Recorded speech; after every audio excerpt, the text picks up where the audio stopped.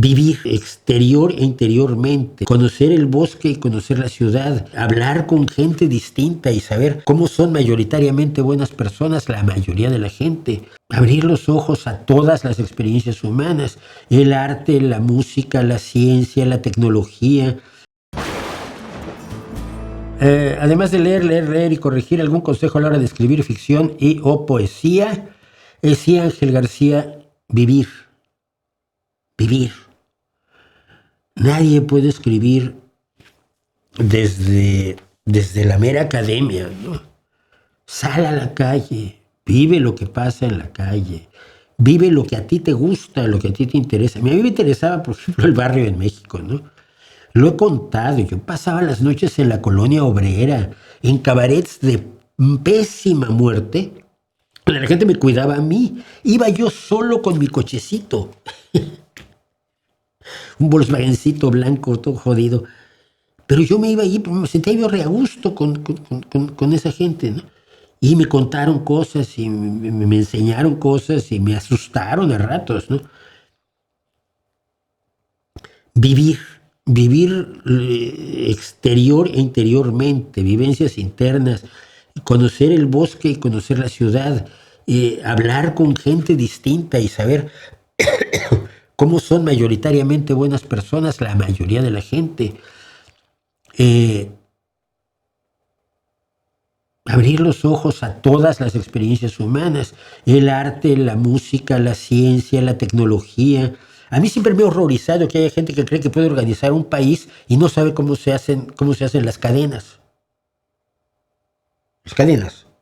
O sea, cómo se corta el alambre y hay un aparato que dobla el eslabón enganchado al eslabón anterior con tal precisión que no necesitas soldarlo para saber que el eslabón está fijo, y entonces lo volteas, lo vuelves a poner y pones otro trozo de alambre y tienes la máquina que hace el eslabón.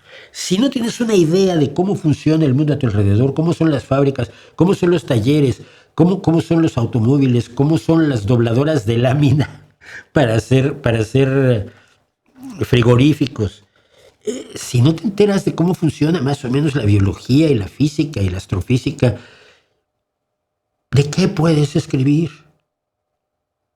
La gente escribe de lo que vive y de lo que ve. Y yo creo que eso es la esencia de la poesía, ¿no? Saber reducir algo a palabras requiere conocer ese algo, ¿no? Y pienso en mi absoluto dios de la poesía, que es César Vallejo. César Vallejo te provocaba sensaciones de la realidad con palabras que no tenían relación aparente con la realidad, ¿no?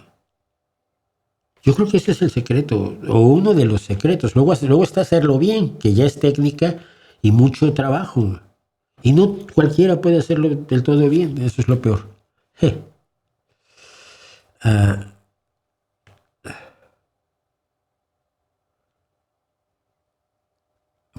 La música de jarabe mexicano combina compases de 4/4, 6/8, etcétera, en una sola pieza, mucho antes del rock progresivo. Te recomiendo a un autor que te va a fascinar. Se llama Johann Sebastian Bach. Te va a flipar. Hace ese tipo de cosas.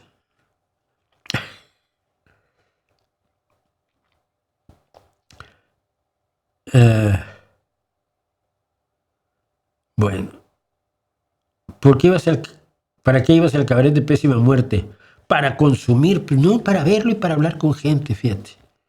Y hablaba yo con las chicas que bailaban por $1, ¿no? Y hablaba con la gente que estaba allí, la gente que asistía.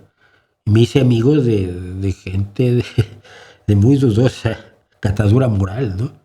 Que no fue mi culpa tampoco. Me hice amigo de ellos sin querer y sin darme cuenta. Hasta después me enteré que eran ladrones. A uno al que había yo... un día me llegó, me dijo, ¿me invitas una copa? Y dije, no suelo invitar copas, pero te veo tan mal que, a ver, sírvale al señor una copa. Sirvió la copa. No, muchas gracias, no, de nada. Algunas semanas después voy saliendo yo del cabaret, veo mi coche y están las llaves metidas en el Volkswagencito. ¿Y ahora cómo hago, no? ¿Cómo me voy a mi casa? Y llegó este mismo. ¿Qué tal? Hola, ¿cómo estás? Oye, no, es que no, me dejé las llaves adentro. Dice, muy fácil. Se hace así en los pantalones y baja la ventanilla. Y lo mire. ¿Perdón? Eso es muy fácil. Ok, le dije, mira, tú te dedicas a esto, por favor nunca me vayas a robar el mío, porque es el único que tengo. Róbale al que tenga 5 coches, ¿no? No, tú eres legal. Sí, pues muchas gracias. Y alguna vez esos mismos me dijeron, pues saliste muy mal. Sí, una época en la que yo bebí antes de desarrollar una alergia al alcohol. Una vez que salí, me dijeron, no, tú puedes ir así en el coche. Agarra un taxi, déjanos las llaves del coche, las recoges aquí en la ferretería mañana. Yo pues, estaba tan mal que les di las llaves y me fui a mi casa, ¿no? Y al día siguiente desperté y dije, les acabo de regalar el coche a los peor de la colonia obrera, afuera del Barba Azul. No sé si todavía existe el cabaret, no debe existir. Y nada, fui a la ferretería. Ay, sí, mire, aquí está su coche. Se lo lavaron. ¿Cómo que lo lavaron? Sí, no tenía nada que hacer. Dijeron que le iban a dar una lavadita, pero lo traía usted muy mugroso. Es una de las cosas que viví y de las que todavía me sorprendo de haber sobrevivido. ¿Para qué iba a ser? No, ya hablamos para qué iba los cabarets de pésima muerte. Sobre todo el Barba Azul. Yo me pasé larguísimas noches en el Barba Azul. Qué horror. Sigue existiendo el Barba Azul, dice Ángel García. He sido fotógrafo de algunos de sus eventos de burlesque. ¡Qué maravilla!